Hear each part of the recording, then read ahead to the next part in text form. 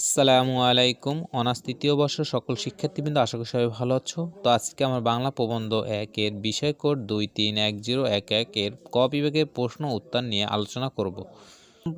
আজকে প্রথম প্রশ্ন দেখব, রুদ্রমঙ্গল প্রবন্ধে লেখক কোন শক্তিকে আহ্বান জানিয়েছেন? জনশক্তিকে। জনশক্তি রুদ্রমঙ্গল প্রবন্ধ একটি প্রবন্ধের লেখক একটি শক্তিকে আহ্বান জানান কি? জনশক্তিকে। মানে কাকে আহ্বান জানিয়েছেন? জনশক্তি আহ্বান জানিয়েছেন। তা গ্রেটে গ্রেটে প্রবন্ধে গ্রেটে নিজেকে কি বলে পরিচয় দেন? আমি পেগান। আমি কি? পেগান।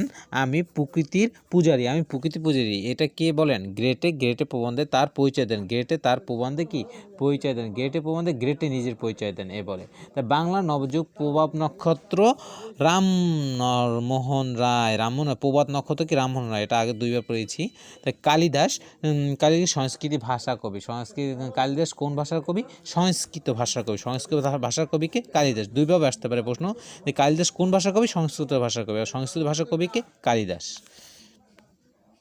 তবে এটাও পড়েছি, গদ্য প্রবন্ধটি লোকরহস্য গ্রন্থ অন্তর্গত। কোন গ্রন্থে? লোকরহস্য গ্রন্থে অন্তর্গত। তবে পাঁচ প্রত্যাক্ষ মানে কাকে বলে? যে কতগুলো বিষয় আমরা পঞ্চেন্দ্রিয় মাধ্যমে, অর্থাৎ চোখ, কান, নাক, এই কিন্তু চোখ ১ ২ ৩ ৪ ৫, এই পাঁচটা কি? পঞ্চপ্রত্যক্ষ আর কি। চোখ, কান, নাক, ত্বক এবং জিহ্বার মাধ্যমে অর্জন করতে পারি, তাই কি? পাঁচ প্রত্যক্ষ। তারপর আমরা দেখব, ঢেকচাঁদ ঠাকুর কোন ভাষায় সুশিক্ষিত? ইংরেজি ভাষায় ঢেকচাঁদ ঠাকুর কে? ইংরেজি ভাষায় কে শিক্ষিত ছিলেন? ইংরেজি ভাষায় ঢেকচাঁদ ঠাকুর ইংরেজি ভাষায় সুশিক্ষিত ছিলেন। তা আমরা দেখব, বৈজ্ঞানিক বিশ্বাস কি?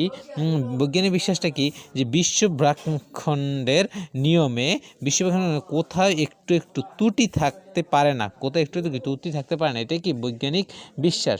সভ্যতার সংকট প্রবন্ধের রচয়িতা রবীন্দ্রনাথ ঠাকুর। সংকট প্রবন্ধের রচয়িতা কি? রবীন্দ্রনাথ ঠাকুর। বাংলা গদ্য চলিত রীতি ব্যবহারকারী প্রমথ চৌধুরী। বা বাংলা গদ্য চলিত রীতিতে ব্যবহার করেন কে?